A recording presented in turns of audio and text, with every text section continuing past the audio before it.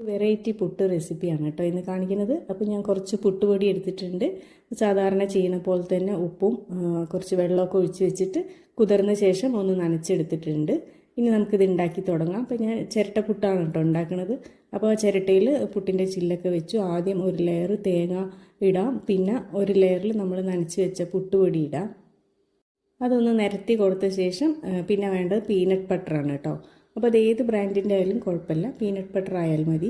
അത് നമ്മളൊരു ലെയറാക്കി വെക്കുക. അപ്പോൾ ഞാനിവിടെ ഒരു 2 സ്പൂൺ നിറച്ചെടുത്തിട്ടുണ്ട്. ആ ഒരു ചിരട്ടയിൽ പരത്തി ഇങ്ങനെ ഇടുന്ന പോലെ അത്രയും എടുത്താൽ മതി കേട്ടോ. ഇനി അതിൻ്റെ മുകളിൽ കുറച്ച് തേങ്ങ ഇടാം, പിന്നെ അതിൻ്റെ മുകളിൽ കുറച്ച് നനച്ച് വെച്ച പുട്ടുപൊടി, പിന്നെ തേങ്ങ. അങ്ങനെ തന്നെ നമ്മൾ സാധാരണ പുട്ടുണ്ടാക്കുന്ന പോലെ തന്നെ. ഇപ്പോൾ അതായിട്ടുണ്ട്, ഒരു ചിരട്ടയിലേക്കുള്ളത് ആയിട്ടുണ്ട് കേട്ടോ. ഇനി ഇതൊന്ന് സ്റ്റീം ചെയ്തെടുക്കുക. സാധാരണ പുട്ടുണ്ടാക്കുന്ന പാത്രത്തിൻ്റെ മുകളിലോ അതല്ലെങ്കിൽ നമ്മൾ കുക്കറിൻ്റെ മുകളിലോ വെച്ചിട്ട് സ്റ്റീം ചെയ്തെടുക്കുക കേട്ടോ. ഇത് പെട്ടെന്ന് തന്നെ ആയി കിട്ടും, അറിയാലോ.